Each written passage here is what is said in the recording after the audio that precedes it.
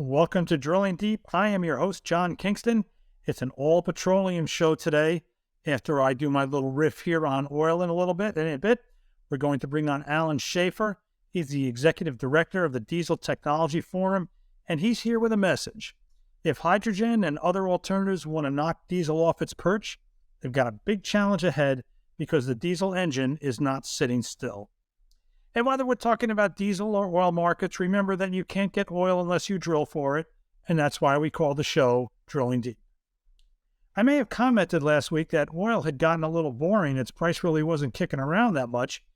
That all ended over the weekend when the OPEC Plus group said it was going to cut production by 1 million barrels per day at the start of May.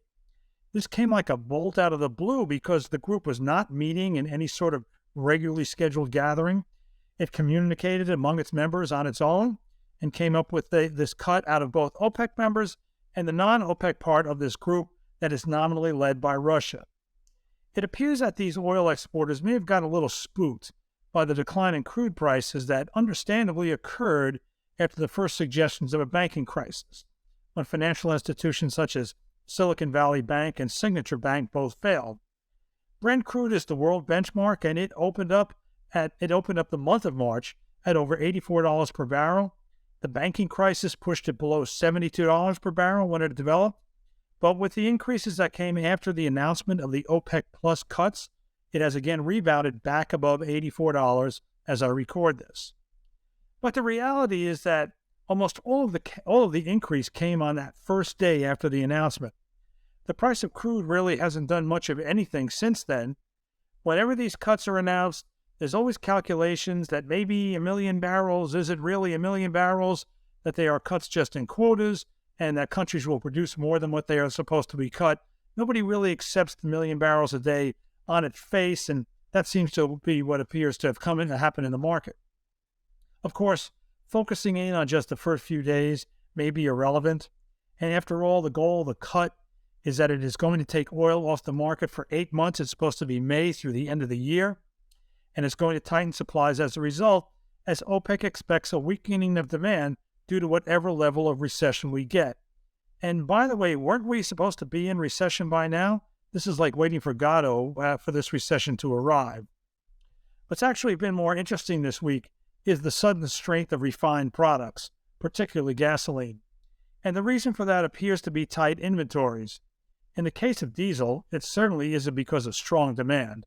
There is nothing in the data to suggest a rise in diesel demand and plenty of signs that it's softening. Just look at the state of the trucking market. But inventories are snug. Refineries in the U.S. are operating at a rate a little less than they should be for this time of year based on historical norms, and you see that on the data in inventories. Let's just go straight to the day's cover figure. That's the number that you get when you take inventories divided by average daily consumption, and it shows you how many days of consumption would be covered solely by current inventories. In the latest inventory report, both gasoline and distillate inventories measured in days cover both declined. The distillate inventory figures are about 90% diesel, but in the case of diesel inventories, they're right now sitting at about 83% of where they should be for this time of year. Given the underwhelming reaction to the OPEC and OPEC Plus cuts, and the fact that right now product inventories are getting tighter, what has happened is that what's known as the crack spread between products and crude is getting stronger. It's already been pretty high compared to historical norms, pretty much completely because diesel is far stronger than its historical norms. But gasoline strength against Brent crude is moving up as well. That really could be seen as good news for the diesel consuming sector. As I mentioned, refinery runs are a little bit below where they should be for this time of year. If crack spreads continue to get stronger, even if it is on the back of a stronger gasoline price, that is going to incentivize running those refineries harder, and that could result in more diesel on the market as well. Gasoline markets have been historically weak for many months. Strong diesel has not been enough to overcome that when refiners figure out how hard to run. If gasoline inventories are tight enough to drive gasoline higher, it may incentivize refiners to make more gasoline at the expense of diesel. But if the overall runs are going to be higher, that is good news for diesel.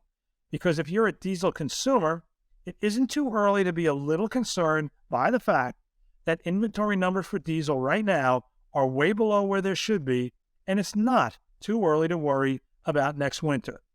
We may have had a really warm winter this time around, which spared us from any kind of natural gas or diesel crisis. That is not a guarantee for winter 2024. Okay, we're going to move on now here, and I want to mention that about a month ago, I attended CERAWeek in Houston. CERAWeek is a gigantic oil conference. It's not an equipment conference. There's nobody out there selling rigs. It's very much an intellectual conference that used to be about oil and gas, and it still is that to a degree, but it is very much now about the energy transition. And when I went there, I had a multitude of sessions I could sit in on, but given the potential role of hydrogen in trucking, I decided I would pretty much spend my 3 days doing nothing but hydrogen. So I did. And I went to one session after another, and you can see it on FreightWaves.com. I wrote, I think, 7 stories coming out of CERAWeek. All of them, except one, had a hydrogen talk. So at the same time, I couldn't help but think that for all the kind of giddiness and excitement that you found at the meeting about hydrogen, that, the good old reliable diesel engine is not sitting still. It is a very tough competitor for hydrogen to compete with. And I thought to myself, I got to have Allan Schaeffer on Drilling Deep. So Allan is the executive director of the Diesel Technology Forum. I've interviewed him before. And Allan, first of all, welcome back to Drilling Deep. And number 2, tell us, diesel technology is not sitting still, is it? If hydrogen is going to take it out, it's going to need to be pretty competitive, right?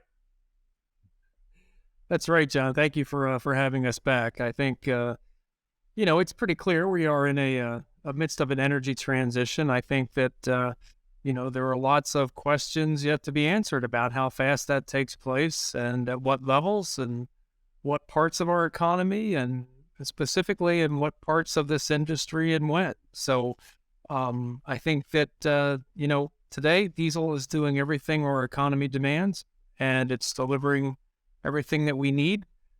It's changing over time. We're going to see some new iterations and new requirements from the government, of course, but I would predict that in the next decade, 2 decades even, that diesel is still going to be quite the dominant technology for the trucking industry. I mean, really, you can almost argue that government in general is kind of throwing everything they've got at it. And I won't say everything because people in the alternative fuels business would say they need to do more. But at CERAWeek, there was so much talk about the Inflation Reduction Act, the IRA, and very specifically, some pretty simple credits, and not particularly complex, that you can get from producing hydrogen, green hydrogen, which is hydrogen produced from renewable sources like solar or wind, gets a $3 per kilogram credit. Let's note that the amount of energy in a kilogram of hydrogen and a gallon of diesel is pretty much the same. So a $3 credit essentially moves the price of hydrogen about $3 closer to what keeps referring to as diesel parity. Do you view the IRA as being as much of a game changer as certainly what I heard down at CERAWeek? Oh, it absolutely is. You can't deny that this legislation has really incentivized investment in new generations of technology like hydrogen, and also spurred a lot of private investment. We've seen many of our members, manufacturers out there, taking advantage of some of those funding opportunities within IRA and looking at the credits for the future. So it is definitely a game changer. I think that, when you think about technologies like hydrogen, the old joke used to be, and I've been in this business long enough where it was kind of a regular thing, that it was just around the corner, right? It's right around the corner. And I would say today that, we're closer to that corner than we've ever been because of the Inflation Reduction Act. And I think because of the technology and sort of the time that we're in. So I would not expect that we will see great penetration of vehicles on the road with hydrogen in the next, handful of years. But, 5 plus 10 years out, I think we'll see some good options out there for some trucking industry folks. When you look at if you look at hydrogen if you start at the engine side or the fuel cell side, depending on what your pleasure is, hydrogen is an interesting fuel that could be used for internal combustion engines as well. And I think that some of the manufacturers, you see that happening now with new fuel agnostic platforms where you're making an engine platform that can burn any manner of fuels. It can diesel, it can be outfitted to run natural gas, can be outfitted to run hydrogen. And I think that kind of reflects the diversification that manufacturers expect to take place in the next, 10, 15 years. That, gosh, for the bulk of the industry, diesel's still going to be the reliable thing that you turn to every day. But for many companies that have the opportunity and the capability, they might be experimenting with something else, and indeed maybe starting to pivot more that way if only and if all the conditions are right. And there's a lot of conditions that have to come together to make that case.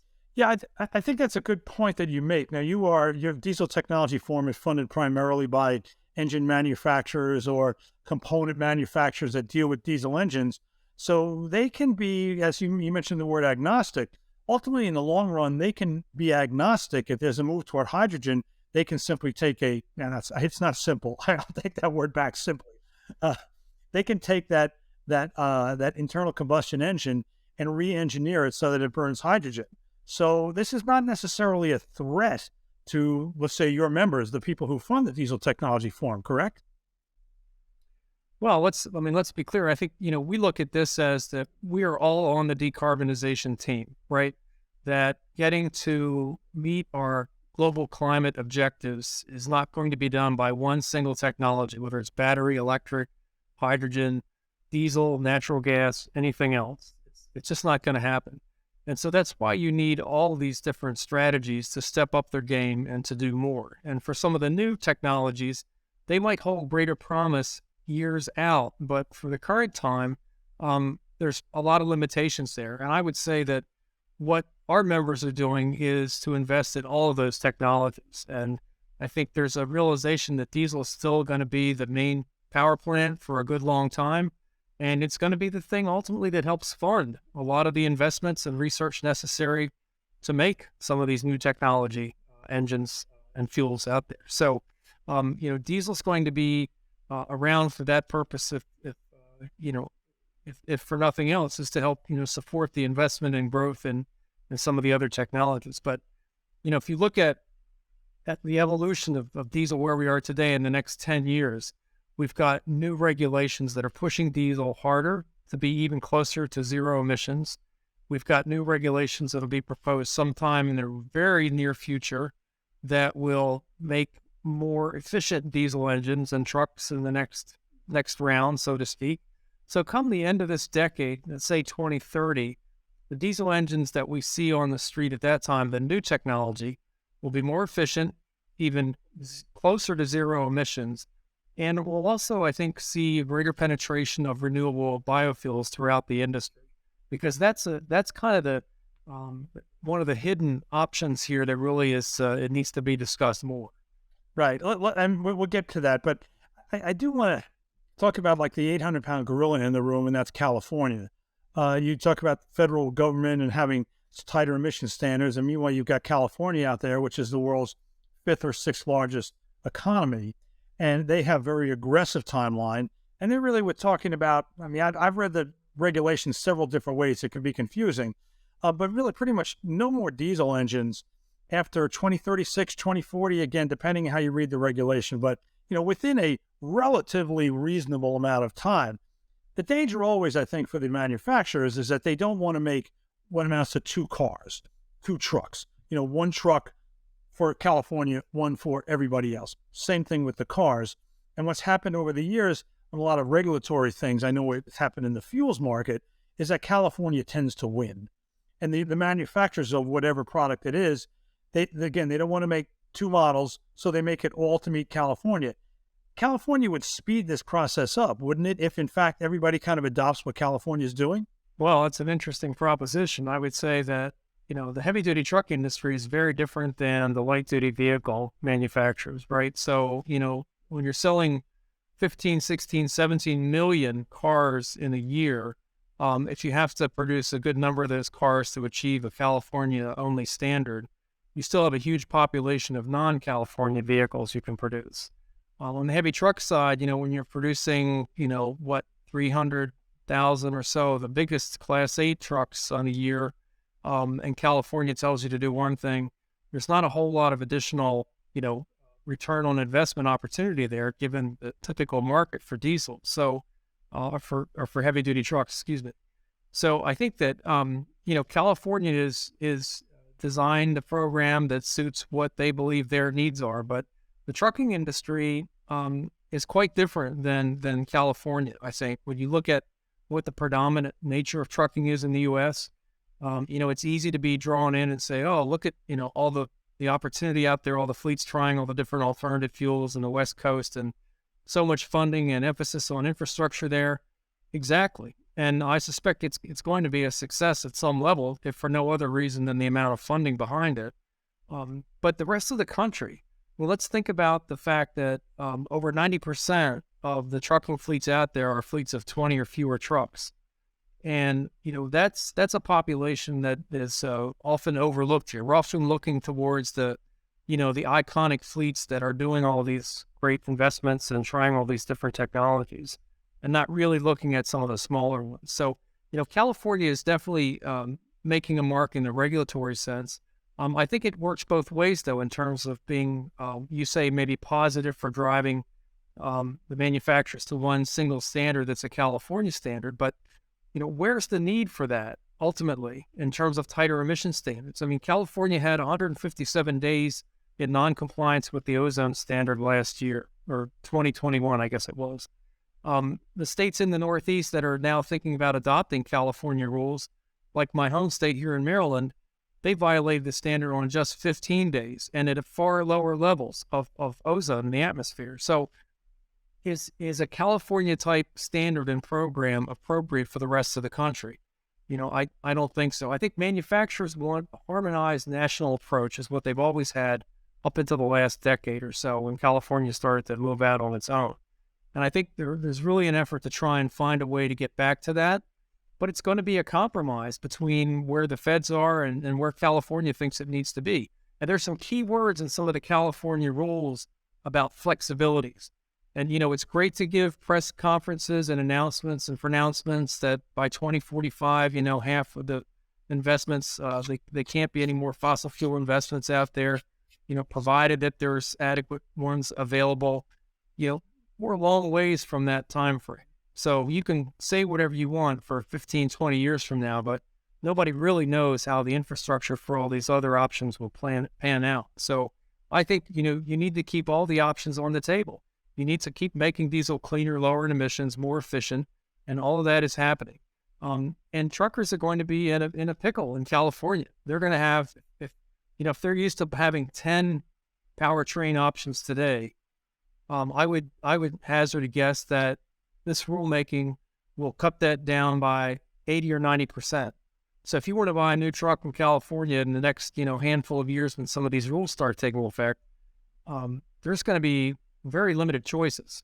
And that in itself, I think, is going to be an issue for the industry. And you really get into the whole chicken and egg thing. I mean, if you've got all the incentives on hydrogen and you've got the rules in California, does that chicken create the egg of more vehicles? When in all of their literature, they quote the number of types of hydrogen or ZEV trucks that are out there, but it's not, the numbers are still, the numbers are higher than they really are in terms of going into a dealership and buying that. I think one thing you was going to ask before, but I think it's a relevant point, is that you can talk about, well, diesel's got a future and hydrogen's got a future, but is the capital there to fund distribution systems for both? I would question whether it is. And this is why you start to think that one is going to win out. And with the government push completely behind hydrogen and other cleaner burning vehicles, if there's no capital for two systems, then it kind of has to get back to one system. And given that the government has planted its flag on ZEVs, which in trucks means hydrogen, how can it not win under that scenario? Well, it's it's an interesting perspective, I guess. How much of that hydrogen is going to actually come from renewable energy, right? I mean, that's ultimately what's happening here. And I worry a lot that what we're doing is playing an energy shell game. And we see this, I think, on a consistent thought process that, first it was school buses. Okay, well, let's make school buses all electric. And everybody's on that bandwagon. We understand why. makes good sense because of how they drive and many of the issues surrounding that. Well, so when we dig into those arguments, let's talk about where's the energy from that charging that electric school bus coming from today? Because all of the advocates that get out there and other stakeholders are saying, well, it's electric school buses have zero emissions and they don't qualify as zero tailpipe emissions. So if you're operating a school bus in a state that's getting most of its energy from natural gas or coal, we're really just trading one kind of emission for another, right?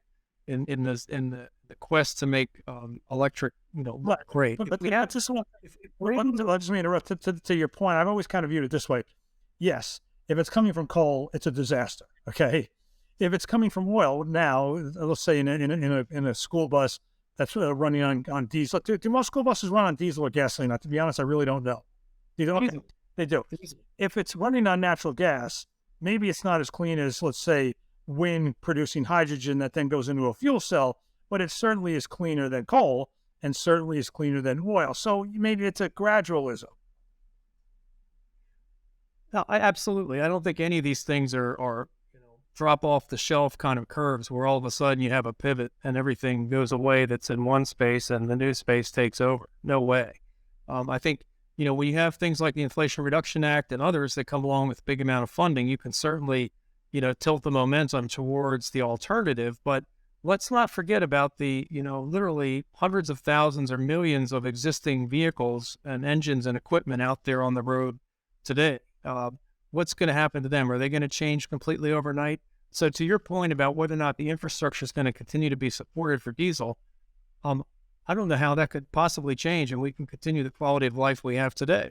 If that were to be the case, that, all of a sudden we would rely on something different, I just don't see that happening. And I think that, manufacturers are realistic as well. I mean, for example, I think President Biden was at the Cummins facility yesterday talking about American manufacturing and jobs, and Cummins announced also some new business there with their electrolyzer, which is great. They're a leader in the power generation world, and this is another feather in their cap. They also announced some new investments in some of their fuel agnostic engine platforms, including diesel. So we see that folks are playing smart here. Like, what do we need to have today, and what are we thinking about might be successful in the future? So let's keep investing in both, and we'll see how it plans out. And I think there's just so many issues there for moving away from diesel at any time quickly that it just doesn't pass the red face test for me. I think if you talk to fleets, let's say we just went to folks and say, you've got to reduce your carbon emissions by, let's pick a number, by 50% in the next 10 years. Here's 10 choices on how to do it. You figure it out and sign up for the right one that works for you. Some will take electric, some might go hydrogen, some will choose to use 100% renewable biofuels. So they have the most immediate impact on reducing climate emissions. And I think that's one of the things that we're overlooking in this discussion, which is hydrogen might be great. It might be the thing that tips away from diesel. But if it's 15 or 20 years out at scale, what does that mean for climate and emissions between now and then? You can't just walk away from continued investments in internal combustion engines like diesel and natural gas. You need to keep supporting those so you can keep putting, I would say clean air and climate credits in the bank for reducing carbon emissions. And doing that also with renewable fuels, goes a long way. If we have a fleet today that starts using 100% renewable diesel, they're cutting their carbon emissions tomorrow by over 80%. And yeah, hydrogen might cut them by 99% 15 years from now, but what happens in the intervening period? So I think we have to have, more realistic views on what this energy transition might look like and how the choices are going to pan out, and know that we're not going to see any switches flipped overnight. It's, as you suggest, a very gradual transition to new options coming on. Last question. We don't have a lot of time. We could go on forever, Al. Let's face it. How confident are you in the supply of renewable diesel? I mean, this is starting to become an issue. The feedstocks are not endless. There is I hate to say limited amount of feedstocks because you can always generate more, but how confident do you feel that the feedstocks to make a good supply of renewable diesel and to make it part of the decarbonization of the trucking fleet are going to be there? Yeah, it's a legitimate question, but I think, what we're seeing in the industry is major investments by traditional petroleum refiners that are putting up new facilities to produce renewable diesel that's going to be able to turn out the kind of volumes that they anticipate needing. I think Farm Bill is up for consideration in Congress this year. There's a number of provisions in there that get into cover crops and other things that might provide some more feedstock availability. And so there's that link as well. So I think that, in the other thing that's happening is folks are taking a more nuanced view of biofuels. Instead of 100% renewable diesel or 20% biodiesel and 80% conventional diesel. What would happen if we had 7% biodiesel, 4% renewable diesel? And I'm just making these numbers up.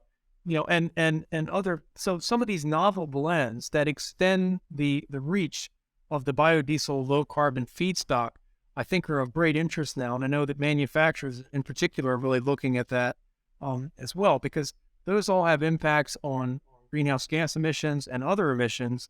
And so you could easily see that coming in the future, you could have some really customized blends of renewable biofuels available for fleets that choose to use those in different parts of the country. You could tailor a particular blend that might meet the specific needs in that particular area. So I think there's a lot of excitement there. You're right, feedstocks are an issue, but I think industry is working that just as hard as the folks are working on the hydrogen side. Allan, we're going to have you back. I don't think this issue is going away anytime soon. I think not.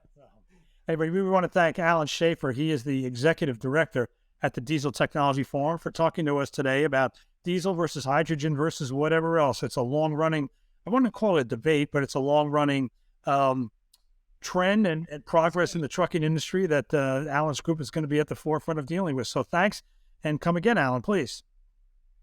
Thank you, John. You have been watching Drilling Deep. We are part of the FreightCast family of podcasts from FreightWaves. You can find us on all the leading podcast platforms, wherever you listen to your podcasts. I'm your host, John Kingston, and please join us again.